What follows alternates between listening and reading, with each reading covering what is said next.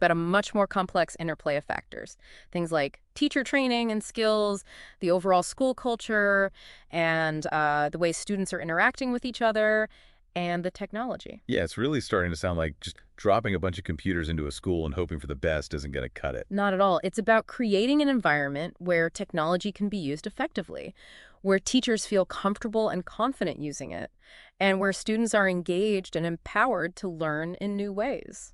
So what does that actually look like in practice? What are some concrete examples of what researchers are seeing in classrooms where technology is being used effectively? Well, one thing that's really interesting is the shift from a traditional teacher-centered model to a more student-driven and collaborative approach. Hmm. Researchers are seeing teachers use technology to facilitate group projects, peer feedback, and online discussions. So instead of students just sitting at computers working on individual drills or worksheets, Yeah, exactly. they're actually using technology to work together, to create, to problem solve, to develop those 21st century skills everyone's always talking about. Exactly. And another exciting trend is the use of technology to connect classrooms with the world beyond school walls. For example, using video conferencing to bring in guest speakers from different fields or even to connect students with classrooms in other countries. That's incredible. I mean, I remember when I was in school, a field trip was like taking a bus to the local museum. Now with technology, the possibilities are endless. But I imagine it takes a certain kind of teacher to really embrace these new possibilities. You're absolutely right. And that actually brings us back to that third area of EdTech research we were discussing, the study of educator perspectives. Right, because we want to understand how technology is being used in classrooms. We need to understand the teachers who are using it. Precisely. Their attitudes, their beliefs, their comfort level with technology, all of those factors play a huge role in how effectively technology is integrated. Earlier, you mentioned that researchers use these things called attitude scales to study teacher perspectives. And I have to admit, I'm still a bit curious about how those work. Can you elaborate a bit? Of course. So imagine a carefully designed questionnaire that asks teachers a series of questions about their experiences and feelings related to technology. Okay, so it's not just like, do you like computers? Or do you hate technology? No, not at all. It's much more nuanced than that. The questions might ask teachers to rate their agreement with statements like, I feel confident using technology in my teaching, or technology helps me to personalize learning for my students. So it's about understanding not just whether a teacher enjoys using technology, but also their beliefs about its effectiveness and its potential to enhance their teaching. Precisely. These attitude scales can reveal a lot about teachers' comfort level with technology, their perceived usefulness of it, and any anxieties or concerns they might have about integrating it into their teaching.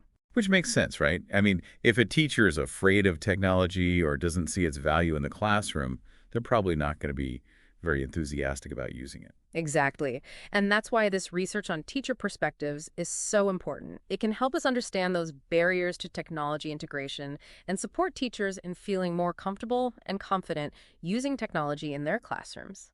It seems like we keep circling back to this idea that the technology itself is only part of the equation. The teacher's role is absolutely crucial. Couldn't agree more. And that brings us to that fourth area of EdTech research, which focuses on what's actually happening in classrooms. Researchers are moving beyond surveys and attitude scales to observe how technology is being used in real-world settings. So they're actually going into classrooms and watching how teachers and students are interacting with technology. Exactly. They're observing lessons, interviewing teachers and students, and collecting all sorts of data to get a rich understanding of how technology is being integrated into the learning process. I can only imagine the insights they're gaining from actually being in those classrooms. Yeah. What are some of the key takeaways from this research? What's working well? Where are the challenges? One of the most compelling findings is that successful technology integration is not just about having the latest gadgets or software. It's about how those tools are being used to support teaching and learning. So it's not a field of dreams situation. Just build it and they will learn. Definitely not. The research really highlights the importance of the teacher's role in making those decisions about how, when, and why to use technology. It's about understanding how technology can enhance teaching and learning, not just how to use the technology itself. You got it. And that's where the need for effective professional development comes in. Right. Because even the most tech-savvy teachers need support in figuring out how to integrate these tools effectively into their teaching. So what does that kind of professional development look like? Well, it's about moving beyond just teaching teachers how to use specific software or hardware. It's about helping them develop the pedagogical knowledge and skills to make informed decisions about how to leverage technology to enhance learning. Can you give me a concrete example? Sure, imagine a professional development program where teachers are learning not just how to use a specific learning management system, but also how to use that system to facilitate collaborative learning, to provide personalized feedback to students, or to assess student understanding in new and innovative ways. So it's about moving beyond the how-to and into the how to teach with it. Precisely. And it's about giving teachers the opportunity to experiment, to reflect, and to collaborate with each other. It sounds like we're talking about a pretty significant shift in how we think about technology and education. It's not just about the tools themselves, it's about how we use those tools to create meaningful learning experiences for students. Absolutely. And that shift requires a commitment to ongoing professional development that supports teachers in becoming confident and competent users of technology. So it really does come back to the teacher, doesn't it? It always does in the end. Technology can be a powerful tool. But it's not a magic wand. Right. It's not going to magically transform teaching and learning on its own. It takes skilled and knowledgeable teachers to make those decisions about how to use technology effectively. And to create those engaging and meaningful learning experiences for their students. Exactly. And I think that's what makes this whole area of research so important. It's helping us move beyond those simplistic solutions and embrace the complexity of teaching and learning in a digital age. We've covered a lot of ground in this deep dive, from tracking technology access in schools, to understanding how computers are actually being used in classrooms, to exploring the critical role of teacher perspectives in professional development. Yeah, we've really dug into those four types of ed tech research. It's clear that just having technology in schools isn't enough. It's about how we use it. And that comes down to supporting teachers and creating a culture where technology can truly enhance learning. You've hit the nail on the head. Technology is a tool, and like any tool, it can be used for good or for bad. It all depends on the skill and intention of the user. So where do we go from here?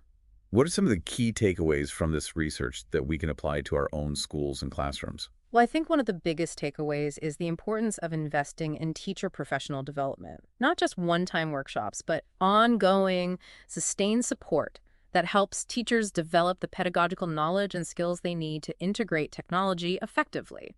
So creating those learning communities where teachers can collaborate, experiment, and learn from each other. Exactly. And it's about empowering teachers to be decision makers, to be critical consumers of technology, to really think about how these tools can best serve their students and their learning goals. It sounds like it's not just about teaching teachers how to use the latest gadgets, but about helping them develop a deeper understanding of how technology can support and transform their teaching. Right. It's about helping them see technology not as a replacement for good teaching, but as a way to amplify and extend their teaching in powerful ways.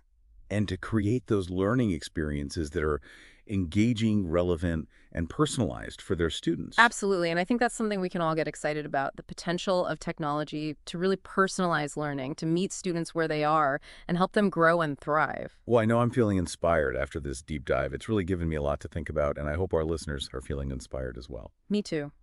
It's an exciting time to be involved in education, and I'm eager to see how this field continues to evolve in the years to come. Thanks for joining me on this deep dive into the world of educational technology research. Until next time, keep exploring, keep learning, and keep pushing the boundaries of what's possible.